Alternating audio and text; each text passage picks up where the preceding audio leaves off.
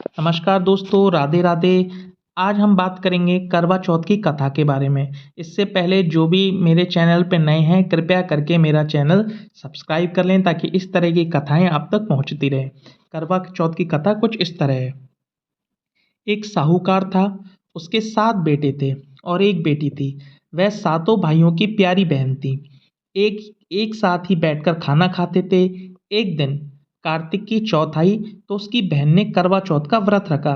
सारे भाई भोजन करने आए और अपनी बहन को बोले, आज यह खाना नहीं खाएगी, इसका करवा चौथ का व्रत है। जब चांद निकलेगा तभी खाना खाएगी। तो उसके भाइयों ने छल कपट से जंगल में आग जलाकर छलनी में से चांद दिखा दिया। तो वह अपनी भाभीियों से बोली, चलो चांद निकल आया है, अर्घ दे लो। तो उसकी भाभी बोली, ये तेरा चांद निकला है, हमारा तो रात को निकलेगा। यह सुनकर भाइयों के कहने से उसने चांद का अर्घ दे दिया और खाने बैठ गई। पहला टुकड़ा तोड़ा, बाल निकला। दूसरा टुकड़ा तोड़ा, छींक मारी। तीसरा टुकड़ा तोड़ा तो राजा के घर से बुलावा आ गया कि राजा का लड़का बीमार है, जल्दी भेजो। माँ ने लड़की को पहनने के लिए 3 बार बुकचा खोला, तीनों बार सफ़ेद कपड़े निकले। अब उसको सफ़ेद कपड़े पहना कर ही ससुराल भेज दिया और माँ ने लड़की के पल्ले में एक सोने का टका बांध दिया और बोली, रास्ते में जो भी मिले पैर पड़ती जाइयो, जो तुझे सुहाग की आशीष दे उसे सोने का टका दे देना और पल्ले को गांठ लगा लेना। अब उस रास्ते में जो भी कोई मिला सबके पैर पड़ी, पर किसी ने सुहाग की आशीष नहीं दी। अब वह ससुराल में आई तो दरवाजे पर छोटी ननद खड़ी थी। वह उसके पैर पड़ी तो ननद बोली, सीली हो, सपूती हो, 7 बेटों की माँ हो, मेरे भाई को सुख देना। अब उसने सोने की टका ननद को देकर पल्ले को गांठ बांध ली। उसके बाद वह अंदर आई, आकर देखा कि उसका पति मरा पड़ा था। अब वह उसे लेकर एक कोठरी में पड़ी रही। 1 साल तक उसकी सेवा करी। उसकी सास बांदी के हाथ बची कुची रोटी भेज देती थी। इस प्रकार उसे अपनी पति की सेवा करते करते 1 साल हो गया। करवा चौथ का व्रत आया। सारी पड़ोसनों ने नहा धोकर करवा चौथ का व्रत रखा। सबने सिर धोकर हाथों में मेहंदी लगाई, चूड़ियाँ पहनी। यह सब देखती रही। एक पड़ोसन बोली, तू भी करवा चौथ का व्रत रख ले। तब वह बोली, मैं कैसे रखूं? तो वह बोली, चौथ माता की कृपा से सब ठीक हो जाएगा। उसके कहने से उसने भी व्रत रख लिया। थोड़ी देर के बाद करवे बेचने वाली आई। करवे ले लो, करवे ले लो, भाई की प्यारी करवे लो, एक करवे वाली मेरे को करवे दे जा। वह कहने लगी तो दूसरी उसने करवे वाली ने बोला, मेरी दूसरी बहन आएगी, वो तेरे को करवे दे जाएगी।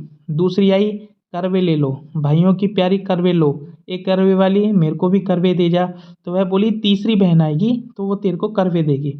इस प्रकार 5 बहनें आगे चली गईं, पर किसी ने करवे नहीं दिए। फिर छठी बहन आई और बोली, मेरी 7वीं बहन आएगी तो वो तुझे करवे देगी, बस तू सारे रास्ते में कांटे बिखेर कर रख देना। जब वह खूब चिल्लाती हुई आएगी तो उसके पैर में कांटा चुभ जाएगा और तब तू सुई लेकर बैठ जाना और उसका पैर पकड़कर मत छोड़ना और उसके पैर का कांटा निकाल देना, तो वह तेरे को आशीर्वाद देगी, भाई जियो साईं जियो। जब वह तुझे आशीर्वाद देगी तो तुम उससे करवे मांग लेना, तब वह तुझे करवे देकर जाएगी। फिर तू उजमण करना, जिससे तेरा पति अच्छा हो जाएगा। अब उसने वैसा ही किया। सारे रास्ते में कांटे बिछा दिए। जब वो करवे लेकर आई तो खूब चिल्लाती हुई आई तो उसके पैरों में कांटा चुभ गया। उसने उसका पैर पकड़कर छोड़ा नहीं, उसका कांटा निकाल दिया, उसने आशीर्वाद दिया। तब उसने उसके पैर पकड़कर बोली, जब तूने मुझे आशीर्वाद दिया है तो करवे भी देकर जाएगी। तो उसने बोला, तूने तो मुझे ठग लिया है। यह कहकर उसने करवे दे दिए। अब करवे लेकर उसने उजमण की तैयारी की, व्रत रखा। राजा का लड़का ठीक हो गया। बोला, मैं बहुत देर तक सो रहा था। वह बोली, सोई नहीं, 12 महीने हो गए तुम्हारी सेवा करते करते। चौथ माता का उजमण किया है। अब वे दोनों चौपड़ खेलने लग गए। इतने में उसकी बांदी तेल की पत्नी और गुड़ की डली लेकर आ गई। दोनों को खेलते देखकर सासू से बोली, महलों में खूब रौनक है, तेरी बहू चौपड़ सार खेल रही है। इतना सुनकर सासू को देखने आई। दोनों को देखकर बहुत खुश हुई। बहू ने सासू के पैर दबाए और सासू बोली, बहू सच सच बता, तूने क्या किया?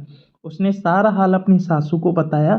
तो राजा ने शहर में ढिंढोरा पिटवाया कि अपने पति की जीवन सुरक्षा के लिए सब बहनें करवा चौथ का व्रत रखें। पहले करवे को अपने पियर में जाकर उचमण करें।